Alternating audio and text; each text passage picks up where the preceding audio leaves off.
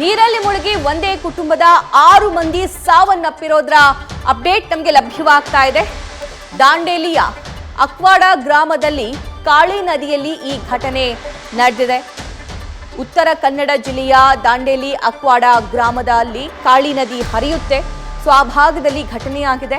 ಹುಬ್ಬಳ್ಳಿಯ ಈಶ್ವರ ನಗರದ ಒಂದೇ ಕುಟುಂಬದ 6 ಜನರ ಸಾವಾಗಿದೆ. ಪ್ರವಾಸಕ್ಕಂತ ಅಕ್ವಾಡ ಗ್ರಾಮಕ್ಕೆ ಬಂದಿದ್ದಂತಹ 8 ಜನರಲ್ಲಿ ಈಗ 6 ಜನ ಸಾವನ್ನಪ್ಪಿದ್ದಾರೆ.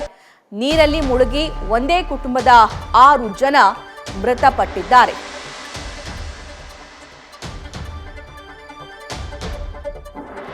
ದಾಂಡೇಲಿಗೆ ತುಂಬಾ ಜನ ಪ್ರವಾಸಕ್ಕಂತ ತೆರಳುತ್ತಾರೆ. ಪ್ರವಾಸಕ್ಕಂತ ಹೋದವರು ಅಡ್ವೆಂಚರಸ್ ಆಗಿ ಅಲ್ಲಿ ಬಿಹೇವ್ ಮಾಡ್ತಾರೆ. ನೀರಲ್ಲಿ ಈಜಾಡೋದು ಅಥವಾ ಬೇರೆ ಬೇರೆ ವಾಟರ್ ಗೇಮ್ಸ್ಗಳನ್ನ ಆಡುವಂತಹ ಪ್ರಯತ್ನ ಕೂಡ ಮಾಡ್ತಾರೆ. ಆದರೆ ಈ 6 ಜನ ಅಂಥದ್ದೇ ಅಡ್ವೆಂಚರಸ್ ಆಗಿ ನಡ್ಕೊಳ್ತಾ ಇದ್ರ, ಏನಾಯ್ತು ಅನ್ನೋದಕ್ಕೆ ಸಂಬಂಧಪಟ್ಟಂತೆ ಪೊಲೀಸರು ಕೂಡ ತನಿಖೆನ ಕೈಗೊಳ್ತಾರೆ. ಆದರೆ ಸದ್ಯಕ್ಕೆ 6 ಜನರ ಮೃತದೇಹ ಹೊರಗಡೆ ತೆಗೆಯಲಾಗಿದೆ.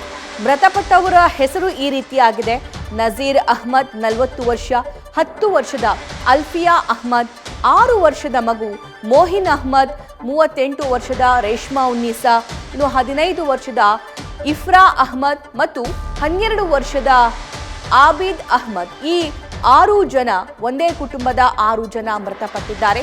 ಈ 6 ಜನ ಹುಬ್ಬಳ್ಳಿಯ ಈಶ್ವರ ನಗರದವರು. ಹುಬ್ಬಳ್ಳಿಯಿಂದ ದಾಂಡೇಲಿಗೆ ಪ್ರವಾಸಕ್ಕಂತ ಇವರು ತೆರಳಿರ್ತಾರೆ.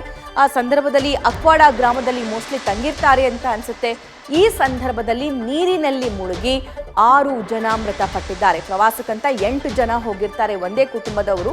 ಅದರಲ್ಲಿ 2 ಮಾತ್ರ ಬಚಾವಾಗಿದ್ದಾರೆ. ಆ 2 ಹೊರಗಡೆ ಇದ್ರಾ ಅಥವಾ ಈಜ್ಕೊಂಡು ದಡ ಸೇರಿದ್ರಾ, ಈ ಬಗ್ಗೆ ಮಾಹಿತಿ ಬರಬೇಕಾಗುತ್ತೆ. ಆದರೆ ಈ 6 ಜನರಲ್ಲಿ 4 ಜನ ಮಕ್ಕಳಿದ್ದಾರೆ. ನ್ಯೂಸ್ ಫಸ್ಟ್ ನಿರ್ಭೀತಿಯಿಂದ ನಿಮ್ಮ ಪರವಾಗಿ.